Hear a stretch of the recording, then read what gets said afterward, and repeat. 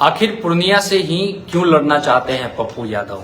तो इसके पीछे जो पूर्णिया है उसके जातीय समीकरण को आपको देखना होगा। दरअसल आपको पूर्णिया में जो मुस्लिम मतदाता हैं उनकी जब आप संख्या देखेंगे तो वो 7 लाख के आसपास है, और अगर आप वहीं यादव मतदाता देखें यानी यादव वोटरों की संख्या पूर्णिया में है वो केवल 1.5 लाख है। लेकिन राजद ने जिस बीमा भारती को टिकट दिया है वो बीमा भारती अति पिछड़ा समुदाय से आती हैं और उनके समाज के वोटों की संख्या लगभग 2 लाख के आसपास है। यानी लालू यादव ने ये समीकरण देख के बीमा भारती को टिकट दिया कि अगर 7 लाख मुसलमान और अगर बीमा भारती के खुद के जाति और जो सब ग्रुप हैं उनके अगर 2 लाख वोट जुड़ते हैं तो ये होता है 9 लाख वोटर हो जाते हैं। ऐसे में बीमा भारती का जीतना लगभग सुनिश्चित हो सकता है। लेकिन पप्पू यादव भी अपनी गणित बिठाए बैठे हैं कि 7 लाख मुसलमान और 1.5 लाख ऊपर से यादव अगर जुट जाते हैं तो ये संख्या कितनी हो जाएगी, लगभग ये हो जाएगी 8.5 लाख, और पप्पू यादव भी जीत सकते हैं। इन सबके बीच जब पप्पू यादव को अब पूर्णिया से टिकट नहीं मिला है, इसके बाद भी पूर्णिया से ही लड़ने का जिद पप्पू यादव पकड़ के बैठे हैं। कारण क्या है आप सभी को पता है कि पूर्णिया में जैसा मैंने जातीय समीकरण बताया वो तो है ही है। इसके बाद जो लड़ाई अगर हो जाती है, पप्पू यादव और बीमा भारती दोनों लड़ जाते हैं, मान लीजिए कि लालटेन के सिंबल पे यानी राजद के सिंबल पर अगर बीमा भारती लड़ जाती हैं और पप्पू यादव भी मैदान में उतर जाते हैं, तो इस स्थिति में पूर्णिया जो है वो सीट जदयू के लिए वॉक ओवर के जैसे हो जाएगी। यानी जदयू के जो उम्मीदवार हैं उनको आसानी से जीत वहां से मिल जाएगी, क्योंकि फिर ये जो 9 लाख वोटों में से अगर पप्पू यादव अगर 1.5 लाख भी लेते हैं 1.5 लाख भी लेते हैं तो मान के चलिए कि गारंटी से जो दूसरा पक्ष है वो आसानी से जीत जाएगा। अब लालू प्रसाद यादव के लिए ये एक बड़ी समस्या बन गया है पूर्णिया जैसा, खास तौर पे मैंने बताया पूर्णिया जैसी सीट। इसके अलावा भागलपुर में भी ऐसा बताया जा रहा है कि भागलपुर में बुलो मंडल जो 2019 में बहुत कम के मार्जिन से हारे थे, उनको इस बार टिकट नहीं दिया गया है और किसी और नेता को दे दिया गया है। वहां पे भी कहा जा रहा है कि एक तरीके से भागलपुर भी वॉक ओवर के जैसा हो गया है।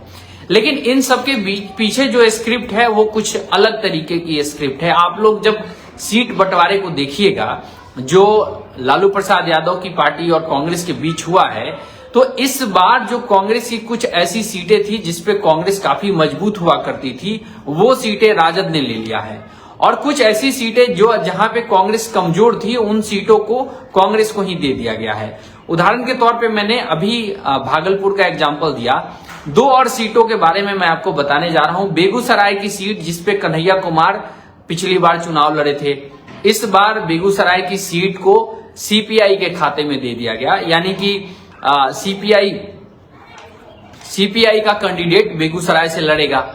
इसके अलावा एक औरंगाबाद की सीट है, वो भी कांग्रेस की जो है परंपरागत सीट होती है, लेकिन उस सीट को भी इस बार कांग्रेस के पास नहीं दिया गया है। इस बार वो सीट राजद के पास आ गई है, राजद ने अपना प्रत्याशी भी उतार दिया है। दरअसल बेगूसराय और पूर्णिया की जो 2 सीटें ऐसी हैं जो कांग्रेस के लिए बेहद महत्वपूर्ण थी। महत्वपूर्ण इसलिए थी कि एक जो कांग्रेस अगरों की राजनीति करने के चक्कर में रहती है, कि जो उनकी पुरानी राजनीति रही है जिसमें वो स्वर्ण प्लस दलित प्लस मुसलमान को लेकर और लगातार सरकार बनाते रहे, उसी को वो आगे बढ़ाना चाह रही थी।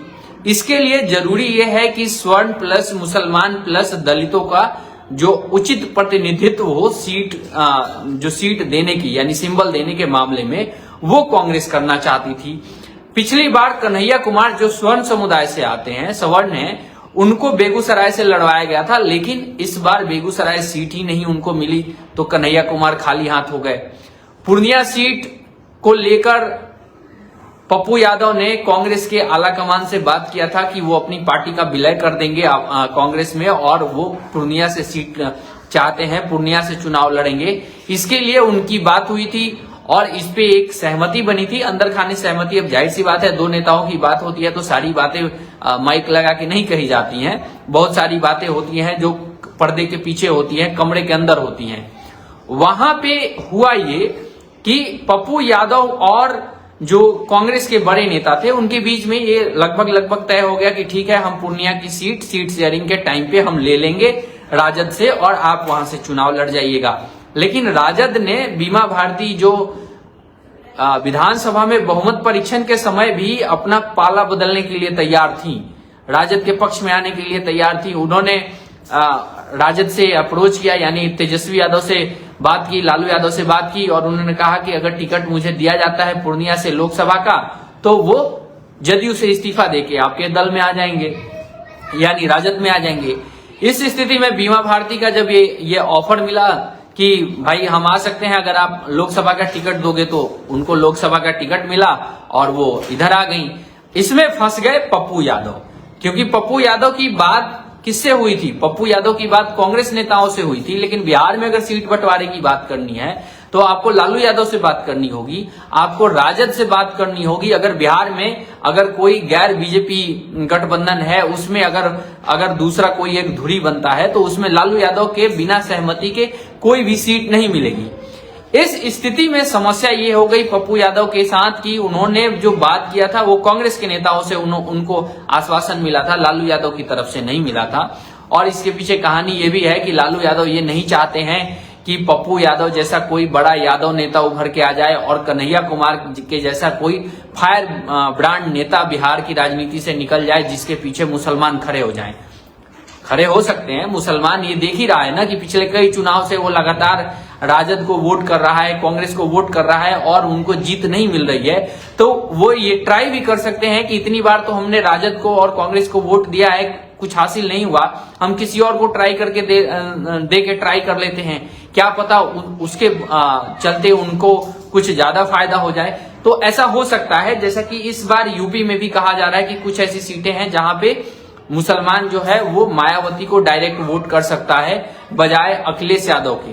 ज्यादातर मुस्लिम अखिलेश यादव के साथ है, लेकिन कुछ ऐसी सीटें जहां पे यादव समुदाय की आबादी कम है वहां पे मायावती के कैंडिडेट को मुस्लिम समुदाय वोट कर सकता है।